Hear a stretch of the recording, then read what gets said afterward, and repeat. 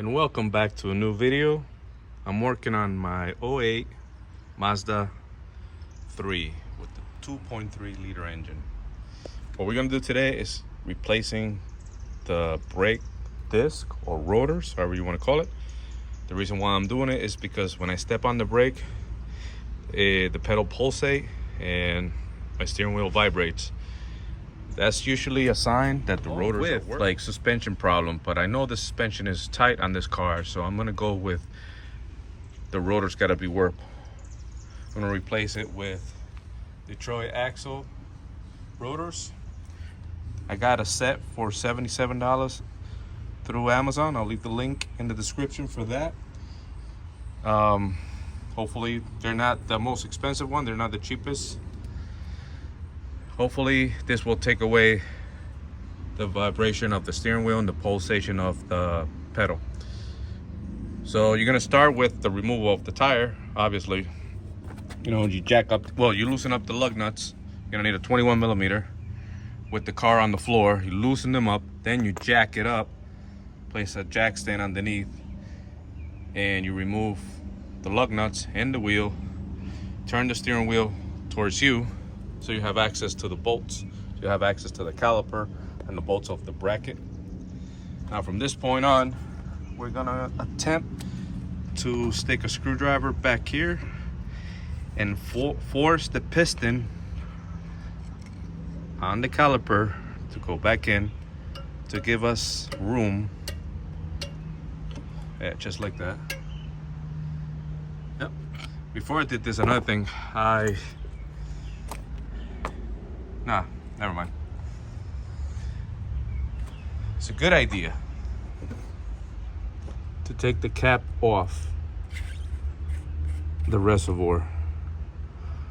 Don't take it off completely and that's it. Just loosen it up to give it enough room in case you pressurize the reservoir. You don't want that to blow up on you because you're returning fluid back to the reservoir. So yeah. So once you're doing that, what I'm gonna attempt to do is remove the whole caliper with the bracket together. So let's try that. You're gonna need a 17 millimeter socket for the top bolt and the bottom bolt. Okay, those bolts are removed. Get yourself a breaker bar if you have it. It'll make life a lot easier. And maybe spray them down a little bit as you're taking it out and go back and forth. If they're tight, you're gonna go in with the bolt, go out with the bolt till you finally get it out. I had to work mine out like that. They're free. Now I'm gonna take the caliper and I'm gonna hang it up here somewhere so that it's out of the way so I can remove the rotor. Okay, with the rotor out of the way and hanging, all this is gonna take is for us to bang it with a hammer if it doesn't come out by hand. Oh wait, it comes out by hand easy. Take it out like that. What we're gonna do is we're gonna wire brush this really good as best as we can, clean it, and then install the new one. Okay, that's clean as best as I could with the wire brush. And then I put some anti-seize so that way when the new one goes on, if I ever have to remove it, it's not stuck. It comes out easy like it did. Okay, now we're gonna go ahead and clean the new caliper, the new rotor. They usually come with a film of oil to protect them from getting rusty. We're gonna use some brake cleaner. We're gonna clean both sides, wipe them down, get them nice and dry, and then put it on. Here it is, guys. Clean and install. Now what we're gonna do is grab the caliper, place it on there, put the bolts on there, and then we're gonna go step on the brake. Make sure you push that brake fluid back into it. Back into the caliper, that way you don't have a spongy pedal. Okay, I got both bolts lined up. And make sure they're nice and tight. They have to be extremely tight, okay? I don't know what the torque spec is, but I'm gonna use this to make sure they're tight. Just breaker bar, okay? I'm not gonna just use this. If you only have this, put a pipe wrench on the end and make sure they're nice and tight. If you don't have a torque wrench, or if you got a torque wrench, Google the torque setting for the caliper bracket on an 08 Mazda 3.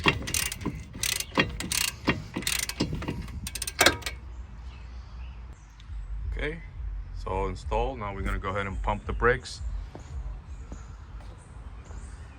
The pedal's gonna go all the way to the floor until the caliper fills up. All the way to the floor. It's gonna start getting harder and harder. Yep. Now it's very hard. So we filled up the caliper. Now we turn the steering wheel to straight.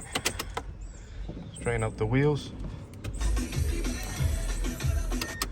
so we can put the wheel back on.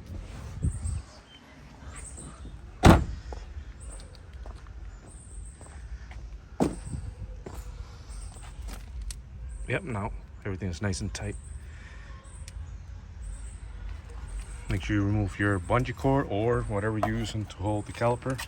That's it, fellas. Plain and simple. You need the tool to remove the lug nuts, which is what I mentioned. It was 21 millimeter socket with a breaker bar. You're gonna need a socket and a ratchet or a breaker bar to remove the rear bolts, and those are 17 millimeter breaker bar and a 1/2-inch ratchet. You need something to pry on the piston to make sure the caliper piston goes into the caliper, and you know, a wire brush to clean, anti-seize, brake cleaner, maybe some lubricant if you're working the bolts back and forth like I was doing, and that's it. If you're doing the brakes, then you will have to take apart the caliper from the bracket to replace the brake, but these brake pads are still good, plenty of meat. I figure I'd do it just like this, save me some money. Hopefully this takes away the vibration, but I'm not gonna end the video here. I'm gonna end the video with the results to see if it works, okay? Don't forget your cap. Make sure it's nice and tight, back where the way it was. You don't want for this to get any moisture in there. It's no good. That fluid will attract moisture, and you don't want moisture in your brake fluid, because it will create air bubbles, and then you'll get a spongy pedal. All right, let's take it for a spin. All right, guys, I step on the brake, bring it up to like 40 or 60. At 40, step on the brake, and no pulsation of the brake pedal or steering wheel shaking. Just all fixed now, all good. So if you like the video, please like it, subscribe. It is completely free. If you learned something, or if you have any comment or question, please let me know. Thank you for watching. I'll catch you in the next one. Thank you.